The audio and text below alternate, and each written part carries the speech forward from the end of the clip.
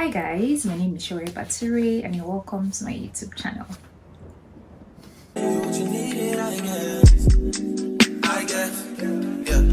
So I'm not with nobody, 'cause I don't wanna hurt nobody. Did it over. If you're new here, hello. If you're a returning subscriber, thank you so much for the likes, comments, and for sharing my videos with others. I really do appreciate you guys. Thank you. From the title of this video, you can tell that it's a story time. Okay, so story. Alright, so I'm a medical doctor from Nigeria and I am currently in the UK for a master's degree in public health. Now, I'm sure people are wondering, how come you're a medical doctor? How did you become a support worker? Let's give people the gist.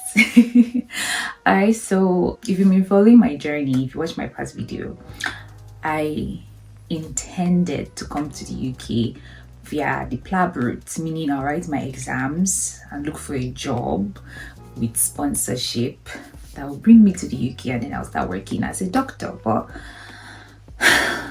life happened.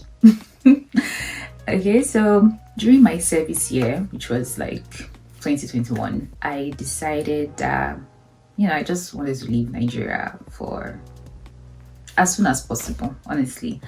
And I've always wanted to do a master's degree just as a backup, because sometimes while I'm working, I'm like, am I sure I want to do this medicine for the rest of my life?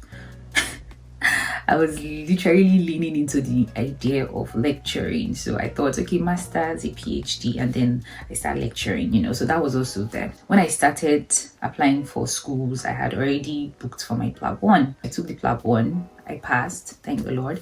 And but then I had already started, I was even already like on visa application for my master's. So I was like, but anyways, I'll just come here, complete the PLAB, and then start working after my, master's program. So I came to the UK last year, and it took.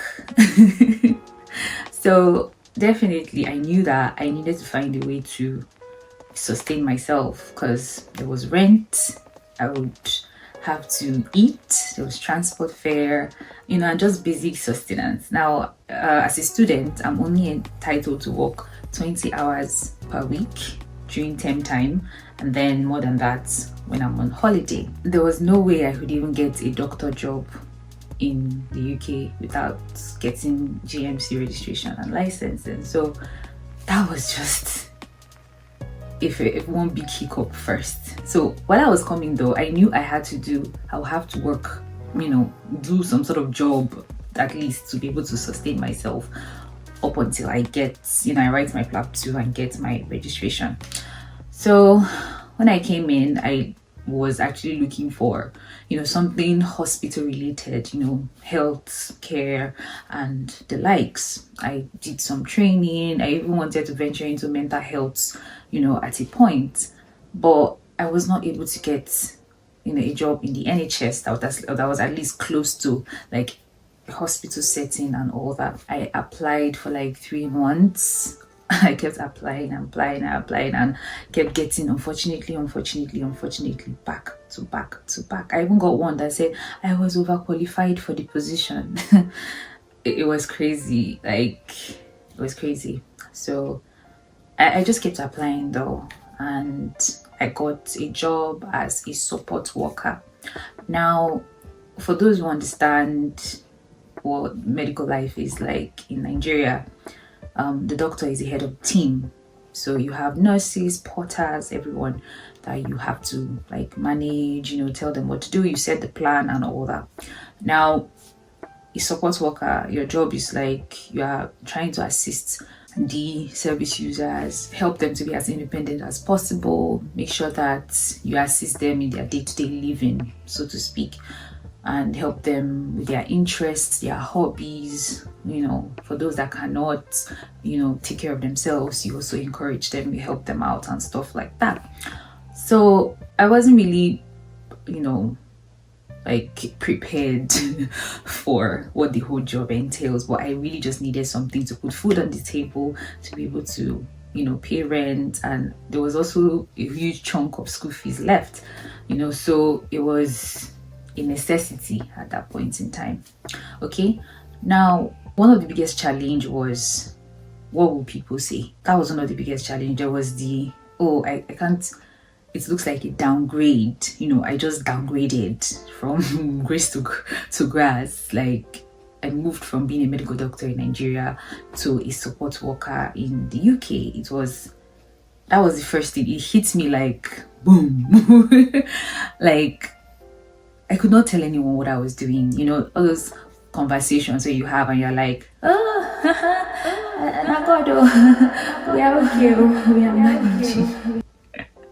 There was no way, because it felt like, like they will laugh at me. Honestly, if I'm being serious, like they will laugh at me. That was just it. It was really, really difficult at first, and then one or two co-workers that found out that I was a medical doctor in Nigeria, they were like, so what are you doing here now? Oh, no, you should be doing this, you should be doing that, you should be doing that. After a while, I kind of like just got desensitized, and I'm like, I'm not stealing the money. This is an honest living. It's good work, there's no shame in Gary market, you understand? I was like, it's good work. I'm learning, because they give you all these courses and whatnot. I'm learning, making a living. I'm able to pay my bills. I'm able to stay alive in this UK. I'm like, I don't care what anybody says. I don't care how it comes off, you understand? And it's not like it's something I'm going to be doing for forever, you understand? I'm going to still work on writing my exams and then going back into medical practice, you understand? So I knew it was a temporary setting, and after a while I just didn't care anymore. All the, oh my God, doctor, a whole doctor, Jesus Christ. It just sort of like used to fly over my ear now at a point, so I just got used to it and I pushed through. Okay, now as a support worker, most of the time your job might just be you sitting down and making sure that the person is okay. It's more like physical, mental, and emotional support for the person that you are assigned to. Okay, and it can be very relaxing, can also be very busy, can also be very tricky. Okay, ask anyone, they'll tell you support work is soft work, but it can just change overnight. And it can become a nightmare. Okay, but it was good work. I was earning some money and I was making a living. Okay, so I had all these restrictions. That was why, from not having written my PLAB, and I didn't have a license to practice in the UK, to being a student and only having to work 20 hours a week. So those were my restrictions, and that was why I found myself in that position. Okay, so it wasn't something I planned, so to speak. It wasn't something I went into as a plan. It was just out of necessity, and honestly I'm glad I did, because I was able to sustain myself like during my master's degree. Now, if I'm going to advise any medical doctor, medical students, or anyone thinking of coming to the UK, I would advise that you look for, if you haven't gotten your license or anything and you're coming as a student, you can look for healthcare assistant jobs. Those ones are more hospital, friendly. You'll be in a hospital setting and you'll be in the NHS, and it also gives you some sort of NHS experience. You'll be able to see how the NHS works in preparation for when you finally switch. However, if you see a job in a care home or anywhere else, please take it and try to work with that, because in this UK, if you're not working, you won't be able to sustain yourself, whatever work you have.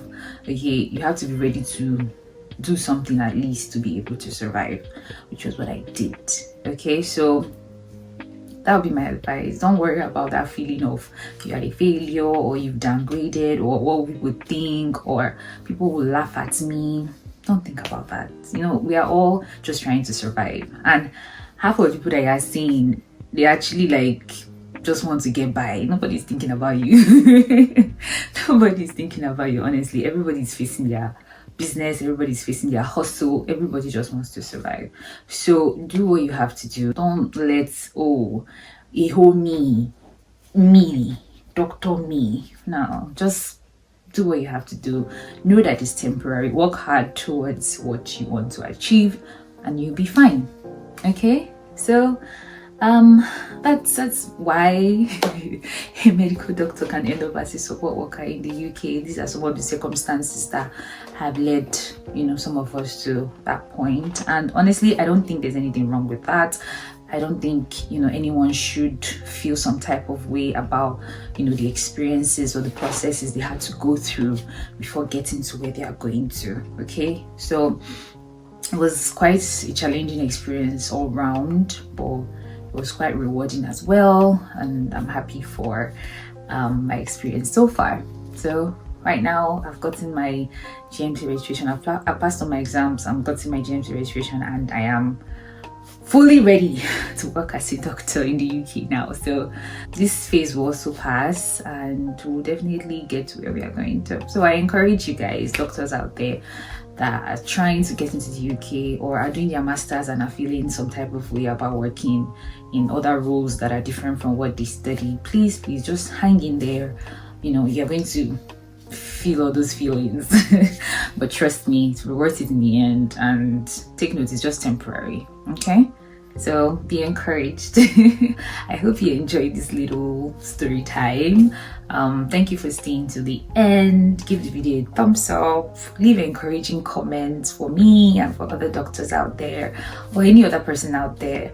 And any questions you have, also leave it in the comment section. Share this video to others, and I'll see you guys in my next video.